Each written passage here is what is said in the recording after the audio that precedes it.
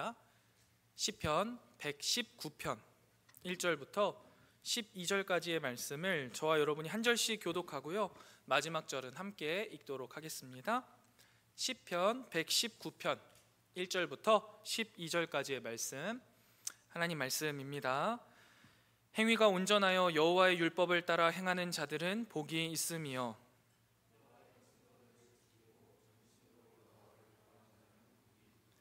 참으로 그들은 불의를 행하지 아니하고 주의 도를 행하는도다. 내 길을 굳게 정하사 주의 율례를 지키게 하소서.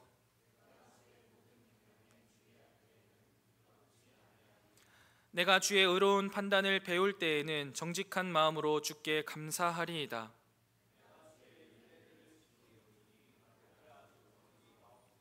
청년이 무엇으로 그의 행실을 깨끗하게 하리이까? 주의 말씀만 지킬 따름이니이다.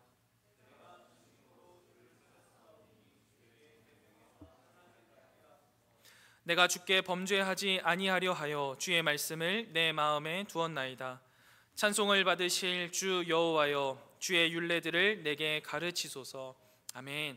카리스 예배에 나오신 여러분들을 주님의 이름으로 환영하고 축복합니다. 우리 이 시간 앞뒤 좌우에 있는 형제 자매들과 이렇게 인사하면 좋겠습니다.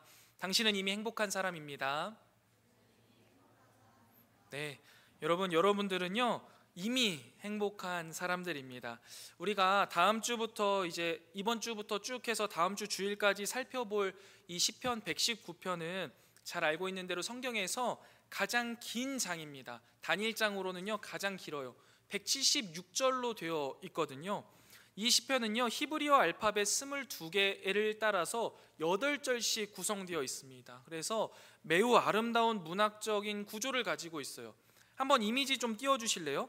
모든 절이 거의 예외 없이 하나님의 말씀에 대한 사랑과 순종을 노래하고 있는데요, 어떤 식으로 되어 있는 거냐면 저런 식으로 되어 있습니다. 히브리어 알파벳이 알렙, 베트, 김멜 이렇게 쭉 나가는데 22개예요. 그런데 모든 시의 앞구절을 하나의 알파벳으로 8절, 하나의 알파벳으로 8절입니다. 처음이 알렙이거든요.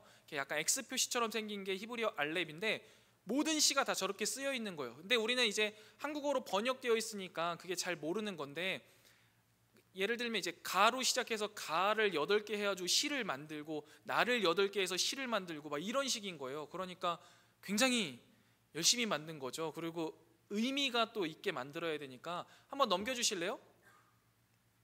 그 다음이 베트로 되어 있는 건데 이런 식이에요. 알렙, 베트로 해서 또 8절, 이런 식으로 돼서 정말 아름답게 구성된 시가 바로 이 119편이에요. 내용은 율법, 율례, 말씀, 명령, 규례, 교훈, 이 다양한 게 다 하나님 말씀인데요, 하나님의 말씀을 가리키는 다양한 표현을 사용해서 말씀이 우리의 삶을 어떻게 인도하시는지, 그리고 변화시키시는지, 또 이끌어 가시는지, 지켜주시는지를 묵상하게 하는 게 바로 이 119편입니다. 특히 이 시편은요 단순한 정보 전달을 목적으로 하고 있지 않습니다. 하나님의 말씀과 나의 그 인격적인 관계 안에서 드려지는 기도이고 찬양이기 때문에 이 119편을 우리가 깊이 있게 묵상한다면 우리의 마음이, 우리의 심령이 말씀으로 새로워지고 삶이 변화되는 놀라운 경험을 하게 될 수 있는 시입니다. 그러니까 조금 더 이 119편을 묵상하시면서 하나님의 말씀을 사랑하게 되고 우리의 삶이 변화되어지는 놀라운 경험을 하는 우리가 되었으면 좋겠습니다. 카리스 여러분, 우리가 이 시대의 청년으로 살아간다라는 것은요 수많은 가치와 방향 중에서 계속 선택하며 살아야 한다라는 부담감을 짊어지고 사는 것 같습니다. 거기다가 우리가 SNS를 켜면은 매일 좀 새로운 기준들이 쏟아지는 것 같아요. 이렇게 해야 성공한다, 저렇게 해야지 행복하다, 이게 좋다, 아니면 너답게 살아라, 이런 말들 계속 우리 가운데 들려지는 거죠. 그래서요 오히려 더 길을 잊어버리는 것 같아요. 자유를 외치고 있지만 자유롭지 못한 거죠. 선택의 폭은 굉장히 넓다라고 이야기하지만 무엇을 선택해야 될지, 어떻게 해야 될지 몰라서 무력감만 느끼는 게 이 시대가 아닐까라는 생각을 해봅니다. 그런데 119편 오늘 본문에 보면은요 우리에게 전혀 다른 길을 제시하는데, 진짜 행복이 무엇이냐, 진짜 의미 있는 인생을 사는 게 무엇이냐라는 답을 내려줍니다. 딱 한 가지의 답을 내려주는데요, 하나님의 말씀을 사랑하고 그 말씀을 따라 사는 삶이 행복한 삶이다, 그게 가장 의미 있는 삶이다 라고 이야기합니다. 그런데 여러분, 이것을 우리가 잘 이해해야 합니다. 여기가 설교의 시작이지만 결론이거든요. 여러분, 하나님의 말씀을 사랑하고 그 말씀을 따라 사는 것이 복된 인생이다, 이것이 행복하다 라고 우리가 이해를 잘 해야 되는데, 이거를요 잘못 이해하면 어떻게 되냐면, 하나님의 말씀을 따라 살면 복된 인생이 된다, 하나님의 말씀에 순종하면 행복해진다 라고 이해하는 순간 이게 잘못된 이해입니다. 한 끗 차이인데요, 굉장히 큰 다른 차원의 인생을 살아가게 해요. 하나님의 말씀을 사랑하고 그 말씀을 따라 살아가는 것 자체가 복된 인생이지, 하나님의 말씀을 따라 살아가면 복 받는 게 아니라고요. 이거를 우리가 잘 이해해야 됩니다.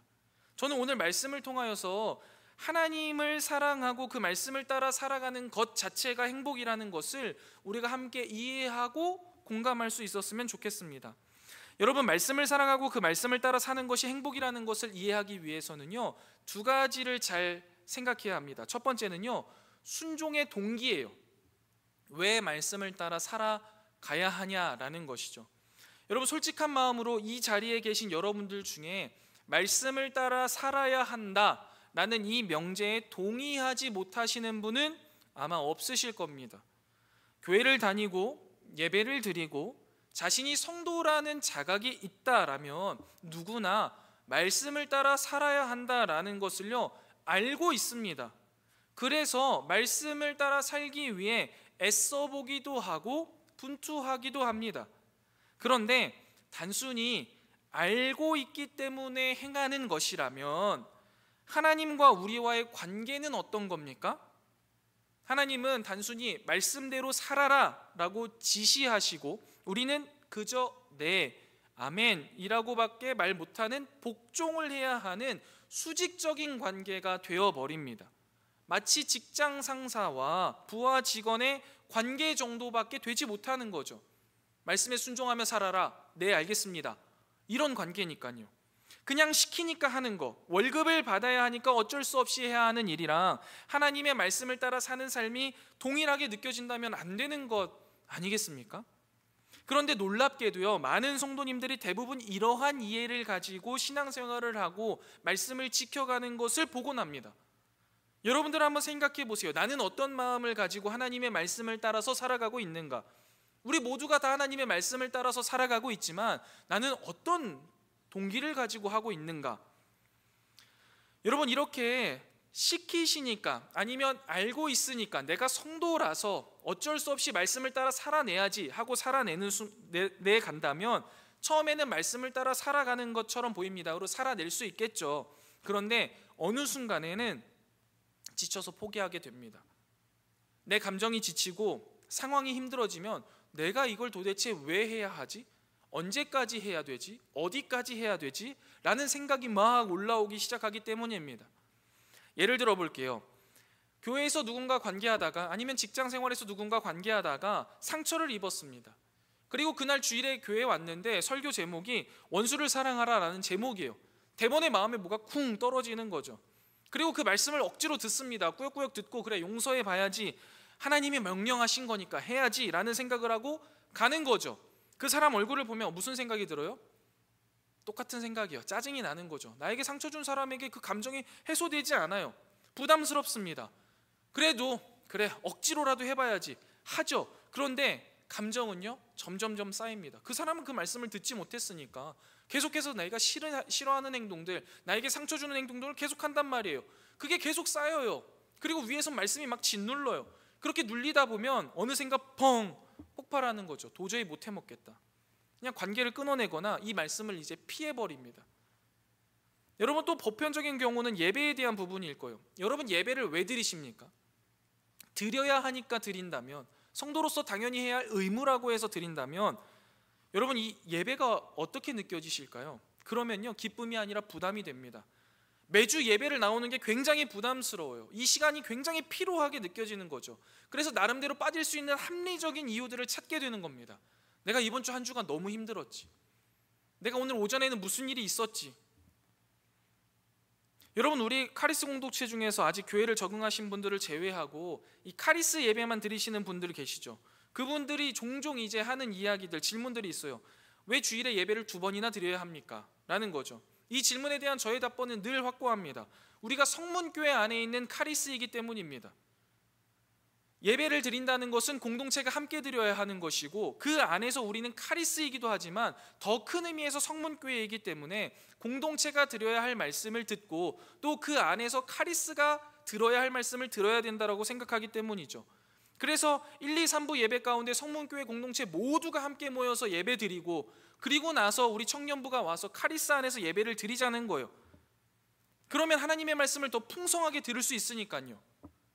근데 여러분, 이 답변 안에 들어있는 제 더 본질적인 마음은 뭐냐면, 그리고 드리고 싶은 말씀은 뭐냐면, 예배를 드려야 해서 드리는 것이 아니라 나를 사랑하고 또 우리를 사랑하시는 하나님을 한 번 더 만날 수 있는 그 기쁜 시간인데, 이게 한 번이 중요하냐 2번이 중요하냐 횟수가 중요한 게 아니다는 거예요. 더 만나면 더 행복한 거 아니에요? 내가 사랑하는 사람을 한 번이라도 더 만날 수 있다면 그게 너무나 기쁜 건데, 이제 우리에게는 의미가 더 이상, 예배의 의미가 그렇지가 않은 거예요. 겨우 한 번 드리기도 힘든 예배가 되어버린 거죠. 내가 사랑하는 사람을 만나는 것처럼 느껴지는 게 아니라 억지로 해야 되는 숙제로 느껴지는 거예요. 애정하는 카리스 여러분, 우리가 하나님의 말씀을 따라 살아야 하는 이유가 의무입니까? 사랑입니까? 하나님이 우리의 직장 상사이십니까? 우리의 머리를 쥐어잡고 우리의 목을 움켜쥐고선 이렇게 해야 돼 라고 말하는 분이십니까?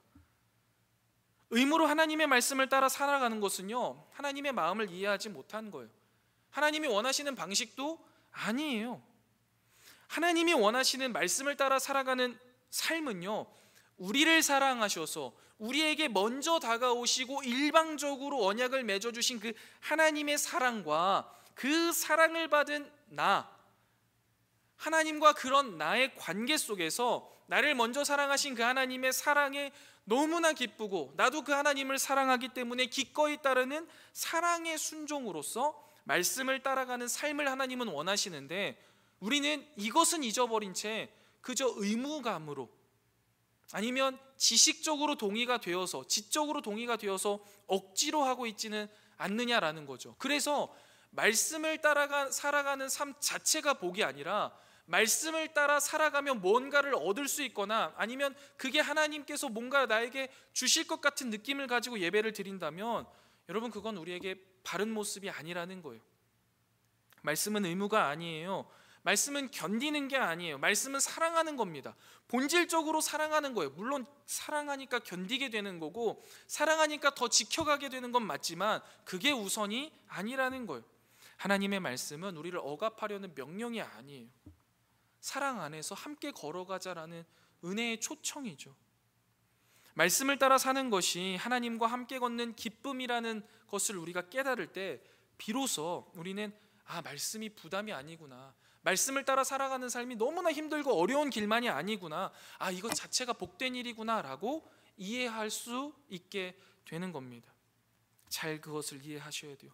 두 번째로요, 여러분, 말씀을 사랑하고 그 말씀을 따라 사는 것이 행복이다라는 것을 이해하기 위해서는요, 이 말씀을 따라가는 것이 수단이 아니라 그 자체가 복이라는 것을 잘 이해해야 돼요. 복을 받기 위한 수단으로 말씀대로 살아가는 게 아니라는 거죠. 이 삶 자체가 복이라는 거예요. 많은 사람들이요, 말씀에 순종하면 복 받는다라고 생각합니다. 이런 이야기들 우리가 종종 하고 자주 하고요. 말씀에 순종하면 나중에 좋은 일이 생길 것이다 라고 생각해요. 내가 이렇게 하면 하나님은 이렇게 갚아주시겠지라는 생각을 하는 것이죠. 그런데 오늘 우리가 함께 살펴본 시편 119편의 저자는요, 말씀에 순종하는 그 순간, 이미 그 순간이 복된 순간이다 라고 고백하는 거예요. 우리 1절 말씀 우리 다시 한번 읽어보겠습니다. 1절 말씀 우리 같이 읽겠습니다. 시작. 행위가 온전하여. 아멘. 행위가 온전하여 여호와의 율법을 따라 행하는 자들은 복이 있을 것입니다 라고 말하고 있지 않잖아요. 복이 있다라고 이야기하잖아요. 이미 그렇게 하는 사람은 복이 있다라는 거예요. 복되다라는 거예요. 여러분 혹시 기억하실지 모르겠는데 새해가 되면 제가 이렇게 인사하자라고 이야기하죠. 새해 복 많이 누리세요. 그러면서 설명도 한번 드렸었어요. 우리는 받았다, 이미 복을 다 받았다, 그 복을 누리면 된다. 그렇기 때문에 우리가 새해 인사할 때 더 이상 새해 복 많이 받으라고 할 필요가 없다. 우리는 누리기만 하면 된다라는 것을 설명드렸습니다. 여러분, 저는 이것이요, 우리 신자들이 분명하게 기억해야 하는, 또 인지해야 되는 복에 대한 이해이고 삶의 태도라고 생각해요. 우리는 더 이상 뭔가 주세요 할 필요가 없다고요. 더 복 받을 게 없어요. 하나님을 인격적으로 만나서 내가 하나님의 자녀가 되었다는 것을 깨닫게 되는 순간 우리에게는 더 이상 부족함이 없습니다. 아멘이십니까? 아멘이어야 돼요. 우리는 그것을 믿고 따라가는 사람이잖아요. 우리는 그 하나님 사랑 하나만으로도 이미 충만합니다. 여러분, 충만이라는 상태 잘 아시죠? 충만이라는 건 뭐예요? 컵에 물을 담았는데요, 물이 가득한 겁니다.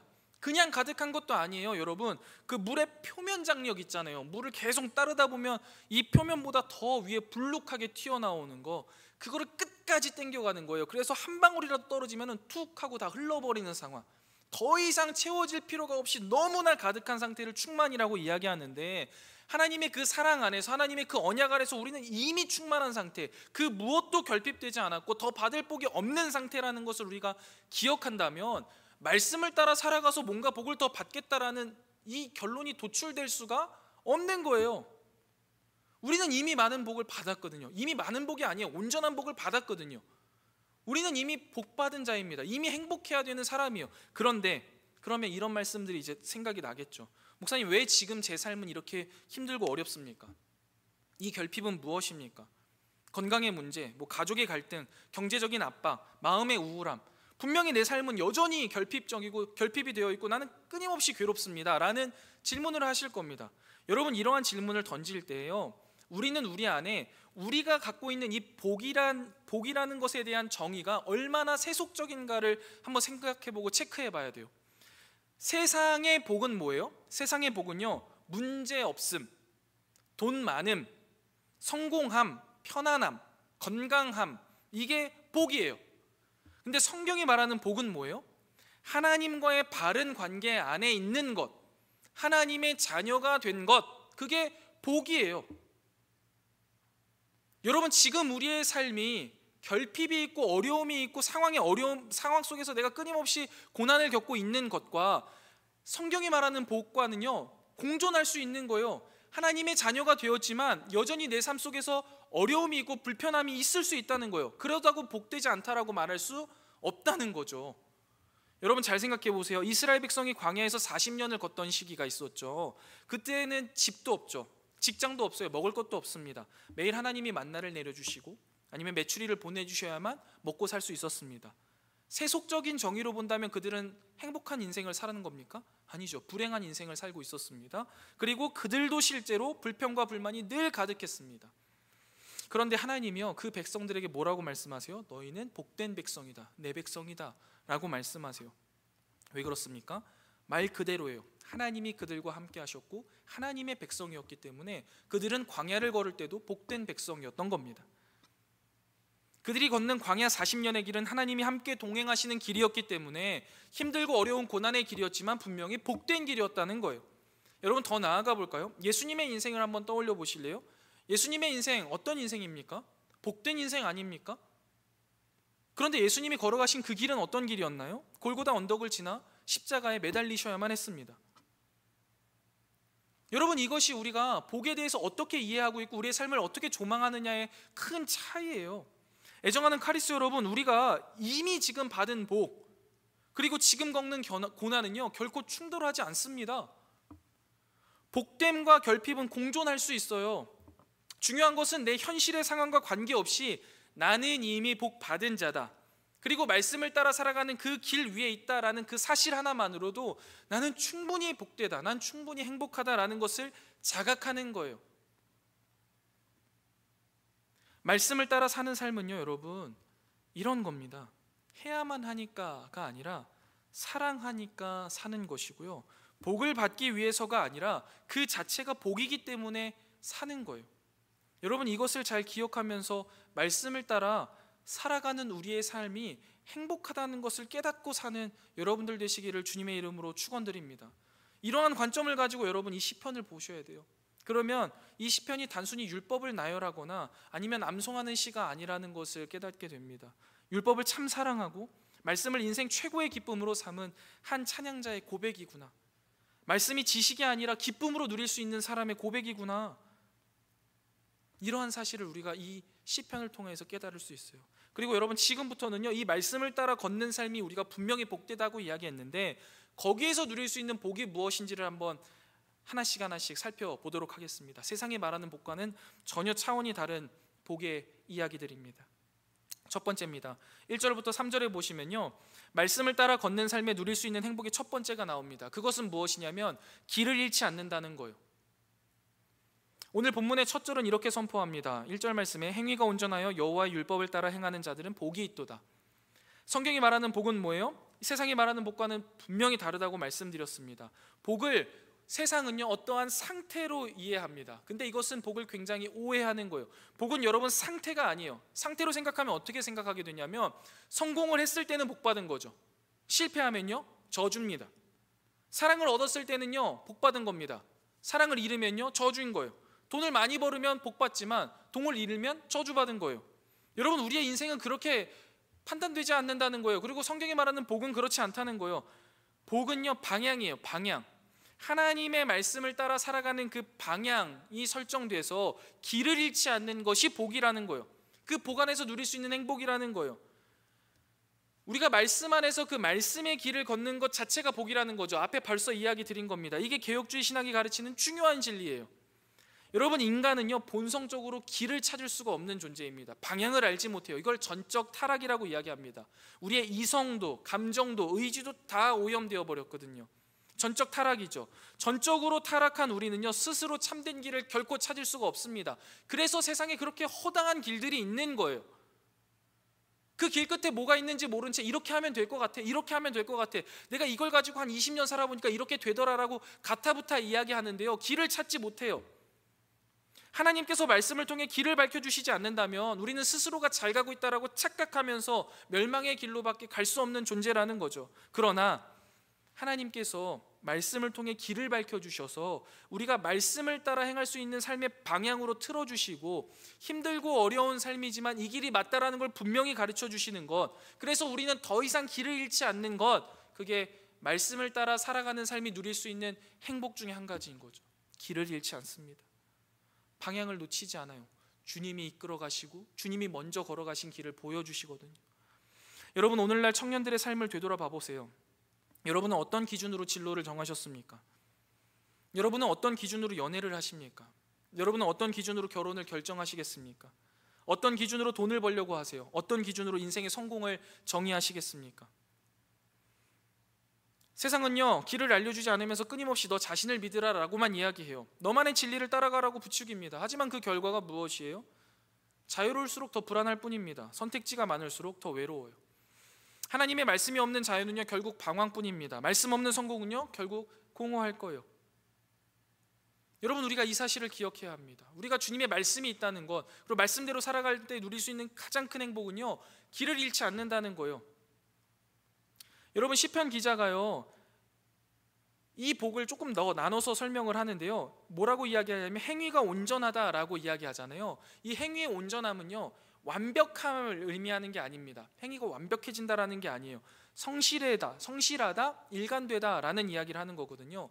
우리가 길을 잃지 않기 때문에요, 그 방향을 가지고 끊임없이 가서 우리는 성실하게 나아갈 수 있고 일관되게 나아갈 수 있다는 거예요.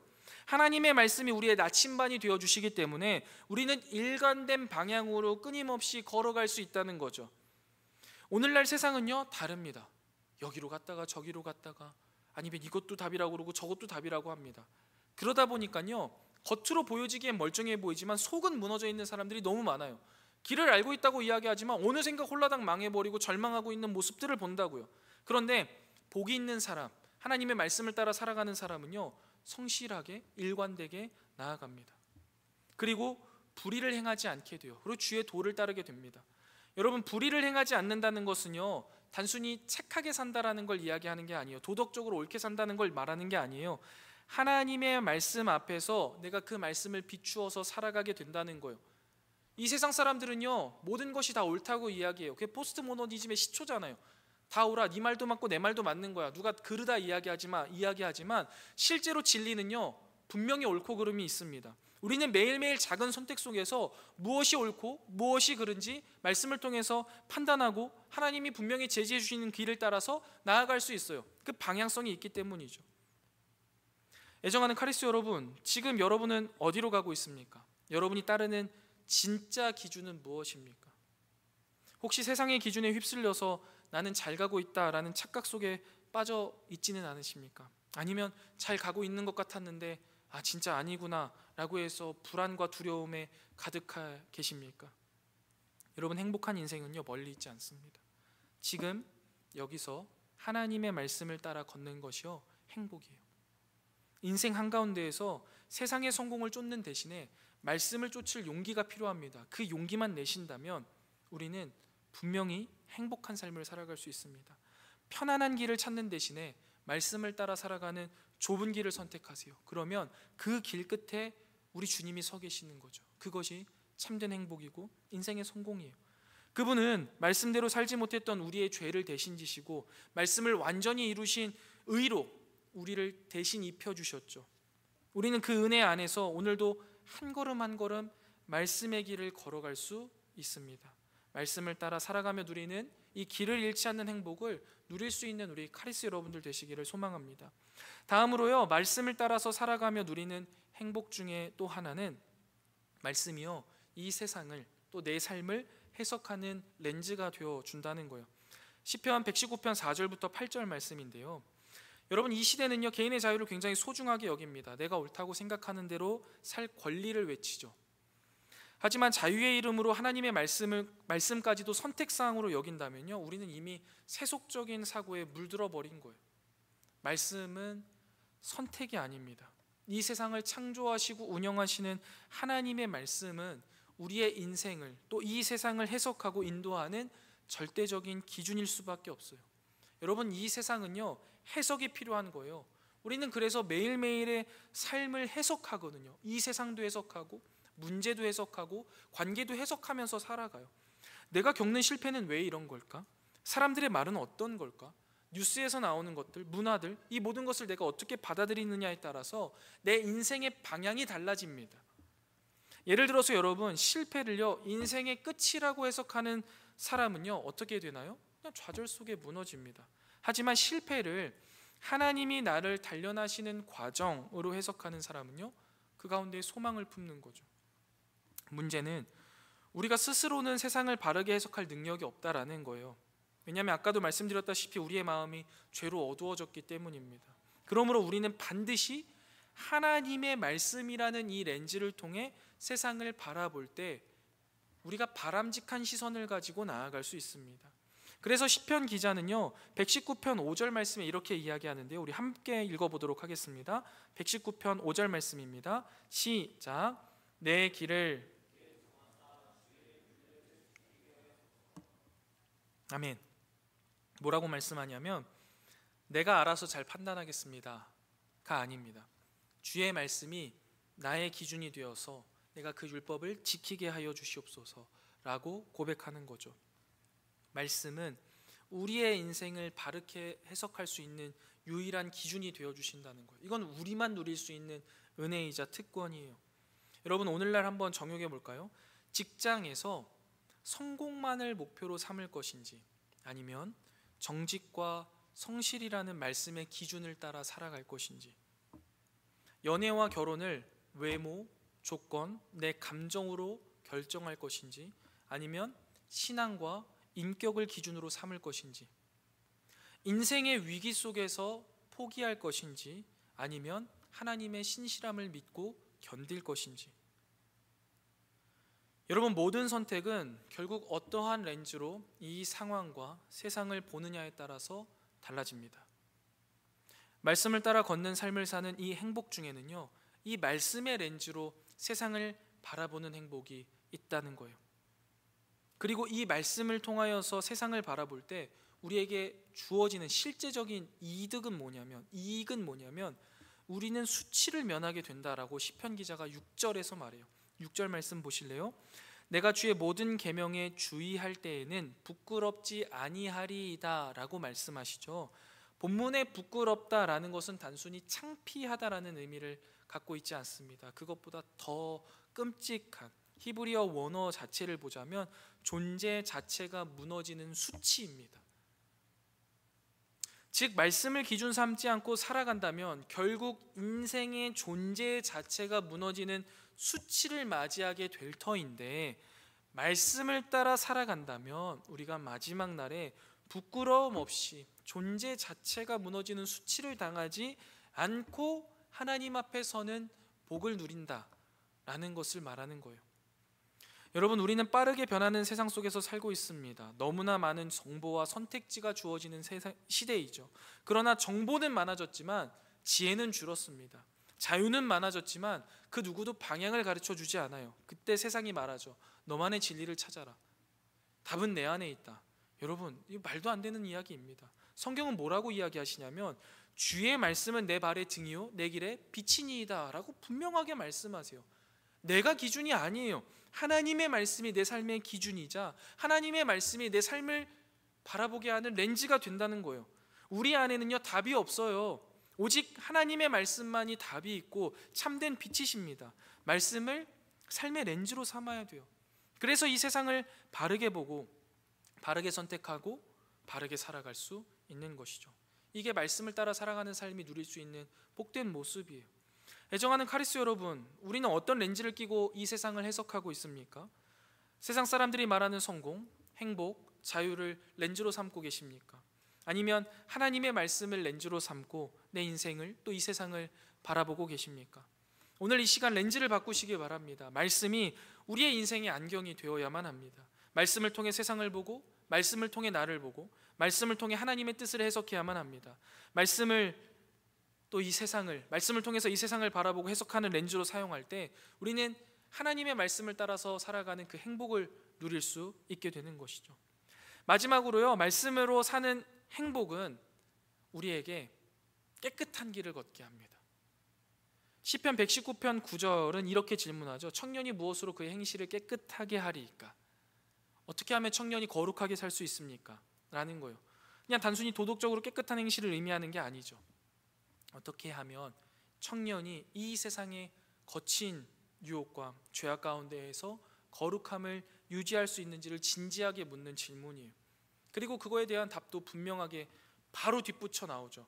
주의 말씀만을 지키는 것입니다 라고 말해요. 여러분, 고대 이스라엘에서 청년은요 나르라는 단어인데 13세에서 30세를 가리킵니다. 그러니까 우리 청년이 넘어가신 분들이 많죠. 근데 여러분, 이건 나이에 불과하고 요즘 시대를 살아가고 있는 우리 청년들에게 이 말씀이 동일하게 적용되어지죠. 왜냐하면 이때는요 이 시간에 인격과 신앙이 형성되는 결정적인 시기를 보내는 거예요. 근데 우리도 마찬가지거든요. 지금 이 시간 우리의 신앙과 인격이 형성되는 결정적인 시기들을 보내고 있는 겁니다. 그런데 여러분, 고대 이스라엘에서요 무슨 일들이 있었냐면 성적인 유혹이나 권력적인 추구나 아니면 물질적인 탐욕이 굉장히 만연했습니다. 그때는 이런 게 없었겠지라고 생각하시겠는데 절대 그렇지 않습니다. 고대 이스라엘은요 훨씬 더 강하고 눈에 보이는 드러나는 이런 성적인 유혹과 권력 추구와 물질의 탐욕이 만연했습니다. 왜냐하면 이스라엘 주변 국가가 다 그러했기 때문입니다. 바벨론의 문화나 이집트 문화, 여기서 중요하게 생각하는 건 뭐냐면 쾌락입니다. 인간이 행복하고 막 쾌락에 빠지는 것을요 신성시 여겼어요. 야, 그게 신과 함께 조우하는 거다, 그게 최고다라는 그 이야기들, 그게 성공이다, 이런 걸 숭배하는 문화였거든요. 그러니까 그 가운데에서 이스라엘 백성들이 하나님의 백성으로 깨끗하게 사는 것은요 정말 시대 흐름에 역행하는 길이었습니다. 매우 어려운 거였죠. 그런데 여러분, 사실 고대 이스라엘에서 이 청년의 삶이나 지금 이 시대를 살아가고 있는 우리의 삶이나 별반 다르지 않음, 혹은 조금 더 교묘해졌음을 우리는 깨닫습니다. 성적인 타락이라든지 물질주의라든지 자기중심주의라든지 고대보다는요 훨씬 더 교묘하고 은밀하게 스며들어오고 더욱더 사실 강력하게 우리의 마음을 붙드는 것 같아요. 다양한 미디어와 SNS는요, 우리의 마음을 늘 매일 흔들어댑니다. 그렇기 때문에 고대나 지금이나 우리 청년들이 거룩함을 지킬 방법은요, 동일합니다.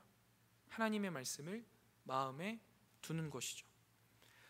여러분, 시편 기자는요, 이 거룩함을 지키기 위해서요, 단순히 말씀을 알아라 라고 말하지 않습니다. 오늘 119편 9절에 보시면요, 말씀을 지키라 라고 말씀하시죠. 지킨다는 것은요, 단순히 암기한다는 의미는 아닙니다. 삶 속에서 말씀을 실천하고 말씀을 기준으로 삼아 행동한다는 것을 의미해요. 여러분들 어떠십니까? 요즘에 성경 지식을 우리에게 요구하는 것은요, 많지 않아요. 그리고 지식은요, 사실 잘 알고 있습니다. 고대 이스라엘 사람들보다 우리가 훨씬 더 많은 성경 지식을 갖고 있는 걸 수도 있어요. 그런데요, 실제로 그 말씀을 지키는 것에는요, 우리는 매우 실패하는 것 같습니다. 성경을 이성적으로 이해하고 아니면 논리적으로 깨닫는 것은 하지만 말씀을 지켜 살아가는 것에는요, 우리가 세상의 기준을 따라가는 것 같아요. 여러분, 말씀을 지키는 신앙과 말씀을 듣는 신앙이 다르다는 것 아십니까? 듣는 신앙은요, 듣습니다. 감동받아요. 끝나요. 거기까지. 지키는 신앙은요, 듣고요, 감동받고요, 삶으로 옮깁니다. 우리가 삶 속에서 말씀을 듣는 자로 살아가는지 아니면 행하는 자로 살아가는지 지키는 자로 살아가는지 우리 스스로를 돌아봐야 돼요. 더 나아가서요, 이 시편 119편 11절에요, 이 시인이 이렇게 고백하죠. 내가 주께 범죄하지 아니하려 하여 주의 말씀을 내 마음에 두었나이다 라고 말해요. 여기서 마음에 두었다라는 말은요, 보물처럼 간직했다, 숨겼다, 쌓아두었다 라는 것을 의미해요. 여러분, 청년이 죄를 이기려면요, 말씀을 단순히 머리에만 두면 안 된다는 거예요. 마음 깊은 곳에 저장해야 된다는 거예요. 머리에 있는 말씀은요, 시험 앞에서 쉽게 날아가 버립니다. 마음에 있는 말씀은요, 유혹 앞에서 힘을 발휘해요. 그래서 여러분, 이 시편 기자가요, 주의 말씀을 종일 읊조린다 라고 고백하는 거예요. 하루에 한 번 읽는 책이 아니에요. 숨쉬듯이 묵상하고 내 삶에 녹여들게 한다라는 의미를 가지고 있는 겁니다. 여러분, 말씀은요, 지식이 아니라 삶이어야 돼요. 우리가 매일 말씀을 묵상하고 그 말씀대로 살아내자라고 부단히 말씀드리는 이유가 여기에 나오는 겁니다. 우리가 말씀을 지키고 순종할 때 그 말씀이 살아 움직여서 청년의 때에 우리를 거룩하게 살아가게 한다라는 것이죠. 말씀을 사랑하는 청년이 된다라는 거예요. 시편 기자는요, 단순히 의무감으로 말씀을 지키자고 이런 이야기를 하는 게 아닌 거죠. 말씀을 사랑하기 때문에 지키자라고 이야기하는 거예요. 그리고 그가 결국에는 16절에 이렇게 고백하는데요, 우리 16절 말씀 우리 한번 같이 읽어보도록 하겠습니다. 119장 16절입니다. 읽겠습니다. 시작. 내가 주의 율례들의 도를 즐거워하며 주의 말씀을 잊지 아니하리이다. 아멘. 여러분, 사랑하는 것을 지키는 것은요, 결코 부담스러운 일은 아닐 겁니다. 사랑하면요, 기쁩니다. 내가 내 능력으로 다 할 수 없을지라도 그를 위해서 할 수 있는 일이 단 한 가지가 있다면 그 한 가지에 내 목숨을 걸 수 있는 게 사랑 아니겠습니까? 사랑하면 자연스럽게 우선순위가 바뀝니다. 여러분에게 말씀을 묵상하는 것이 숙제가 아니라 교제였으면 좋겠어요. 말씀을 지키는 삶이요, 의무가 아니라 사랑이었으면 좋겠습니다. 그럴 때 우리는요, 행복한 삶을 그곳에서 누리게 될 것입니다. 말씀을 정리해 보겠습니다. 애정하는 카리스 여러분, 오늘 우리는요, 시편 119편을 통하여서요, 말씀 중심으로 살아가는 것이 그 자체가 복이다, 그 자체가 행복이다 라는 사실을 다시 한번 짚어보았습니다. 세상은요, 성공, 쾌락, 자유라는 이름으로 끊임없이 우리를 유혹합니다. 하지만 그 모든 길은요, 결국 공허함과 상처만 남길 거예요. 오직 하나님의 말씀만이 우리를 행복하게 할 수 있습니다. 말씀이 우리 인생의 나침반이 되어주실 거고요, 말씀이 우리의 발걸음을 이끌어 주실 겁니다. 그래서 우리가 세상 속에서도 길을 잃지 않고 당당히 서게 하실 거예요. 말씀은 단순한 책이 아니죠. 말씀은 우리의 생명이자 세상을 해석하는 렌즈가 되어주십니다. 그리고 그 말씀은 죄를 이길 수 있는 아주 중요한 무기입니다. 청년의 인생, 그 어느 때보다 중요한 시기이자 그 어느 때보다 가장 아름다운 시기이죠. 이 시기 하나님을 사랑함으로 말씀을 따라 사는 행복을 누리시기를 바랍니다. 말씀을 지식으로 아는 데만 그치지 마시고요, 말씀을 삶으로 살아내는 사람이 되십시오. 말씀을 사랑하십시오. 말씀을 마음에 품고 말씀으로 싸우고 말씀으로 걸어가세요. 그게 행복입니다. 그 행복한 인생을 살면서 시편 기자의 고백을 할 수 있는 우리가 되었으면 좋겠습니다. 우리 다시 한번 16절 말씀 힘차게 한번 읽어보도록 하겠습니다. 16절 말씀 같이 읽겠습니다. 시작. 내가 주의 율례들의 도를 즐거워하며 주의 말씀을 잊지 아니하리이다. 아멘. 말씀을 사랑하는 인생, 말씀으로 기뻐하는 인생, 말씀으로 행복한 인생을 살아가는 저와 여러분들 다 되시기를 주님의 이름으로 축원드립니다. 우리 이 시간 청년의 기도 함께 찬양하고 우리 말씀을 생각하며 기도의 자리로 나아가겠습니다.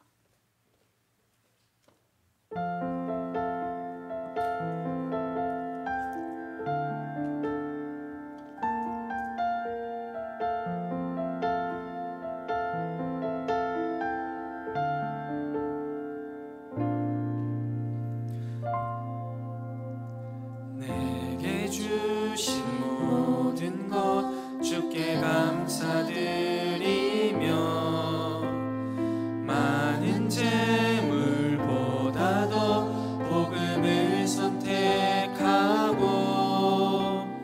화려한 길 아니라 진리의 길을 걷는 거룩한 주 예수의 청년 되게 하소서. 불의로 얻는 복은 당당히 포기하고 불의로 얻는 복은 당당히 포기하고 하나님 보시기에 정결한 그릇 되어 이 땅에 날 보내신 하나님의 뜻대로 영광 위에 사는 청년 되게 하소서.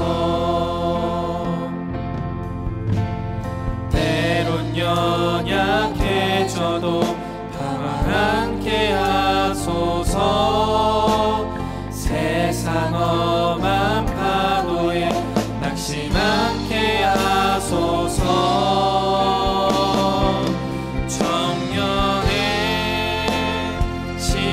지날 때 날 지으신 주님 뜻대로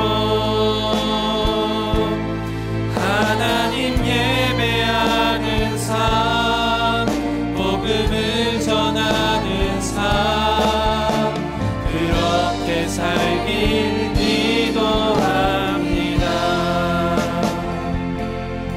우리 3절 가사로 함께 고백하겠습니다.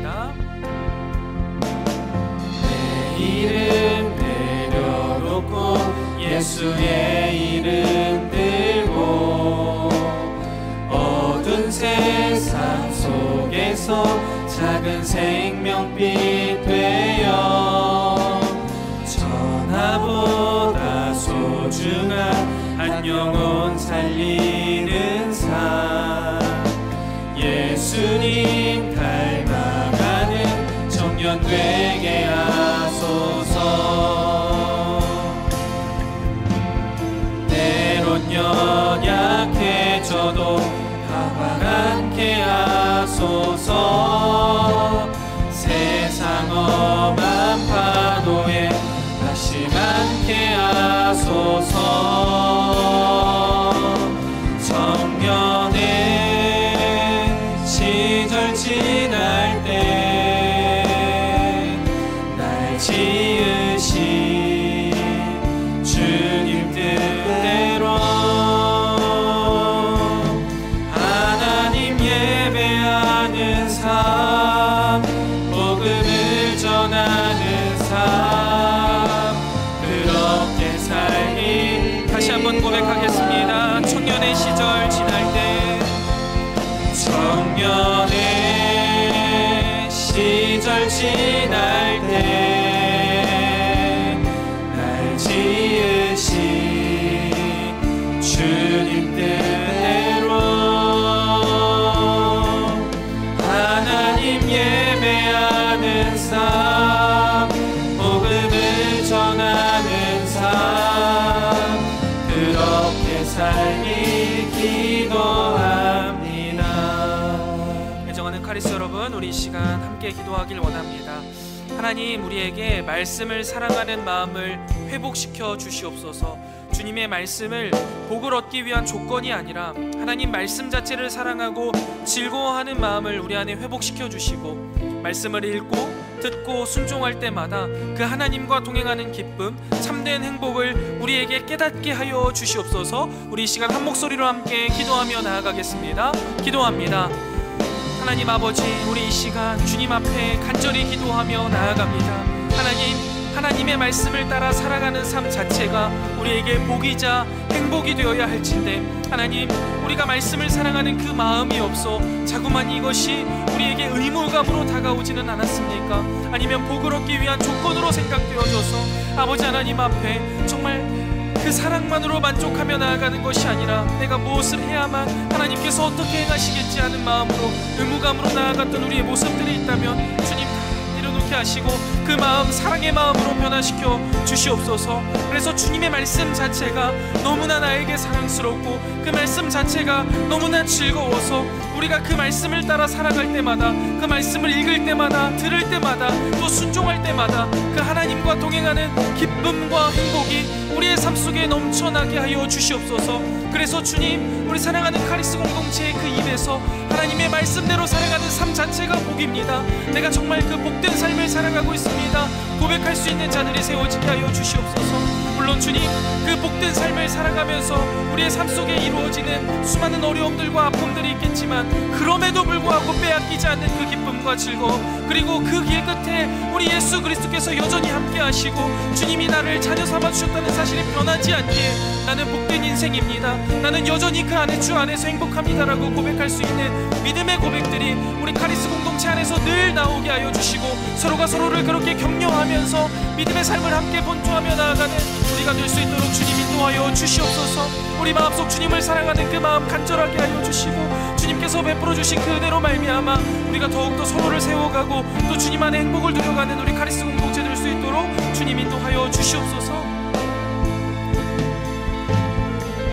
우리 이 시간 한 가지 기도 제목 놓고 더 기도하기 원하는데요, 우리 말씀을 따라 사는 그 길 위에서 주님 흔들리지 않게 하여 주시옵소서. 고난과 유혹, 결핍 속에서도 말씀을 따라가는 이 삶이 이미 복된 삶임을 우리가 굳건히 믿게 하여 주시고, 또한 그 가운데 흔들리지 않게 하여 주시옵소서.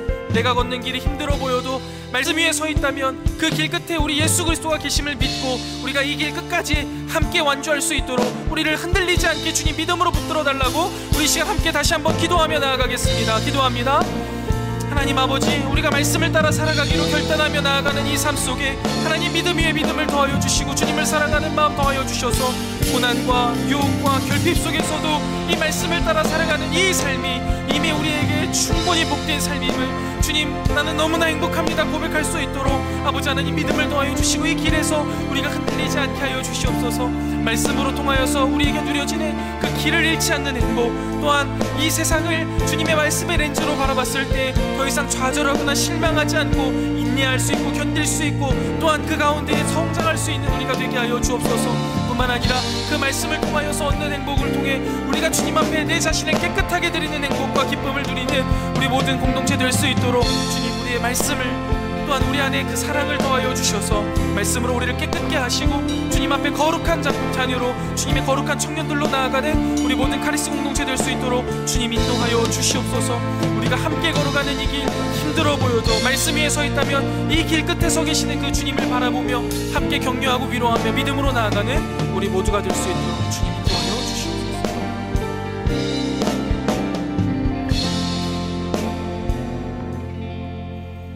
하나님, 분주하고 바쁜 일상 속에서 믿음으로 살아가도록 우리를 지켜주시다가 다시 한번 우리에게 은혜 주시려 귀한 예배의 자리에 불러주시니 참 감사합니다. 오늘 우리에게 주신 말씀이 우리의 이성 가운데 잘 정리되게 하시고 우리 마음속 깊숙한 곳에 심기어지게 하시며 우리 삶 가운데 아름답게 피어나게 하여 주셔서 우리의 삶이 하나님의 편지요 향기로 쓰임받게 하여 주시옵소서. 사랑의 아버지, 오늘 시편 119편 말씀을 통하여서 말씀을 사랑하고 그 말씀을 따라 사는 것 자체가 복임을 다시 한번 깨닫게 하시니 감사합니다. 우리는 그동안 말씀을 어떤 조건처럼 복을 받기 위한 수단처럼 여겨왔던 마음을 고백합니다. 말씀을 견뎌내고 지켜야만 하는 의무로 여긴 우리의 마음을 말씀을 사랑하는 마음으로 변화시켜 주시옵소서. 그래서 말씀을 따라가는 삶에 누려지는 행복으로 말씀이 우리의 인생의 나침판이 되게 하시고 렌즈가 되게 하시며 거룩을 지켜낼 수 있는 무기가 되게 하여 주셔서 행복한 삶을 살아내고 전할 수 있는 우리가 되게 하여 주시옵소서.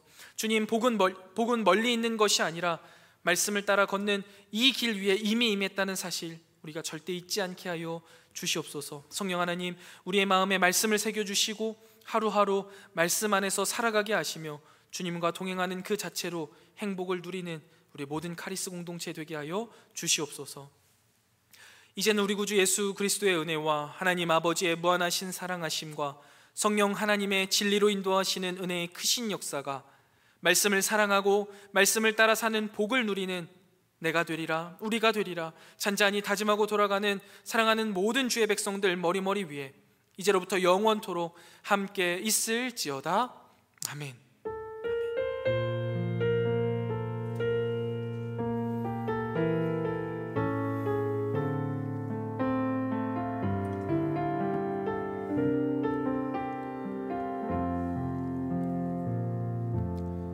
예배 마쳤습니다. 감사합니다. 광고 진행하도록 하겠습니다. 금요일마다 매누와 기도회와 금요 철야 계속 진행 중에 있습니다. 시간들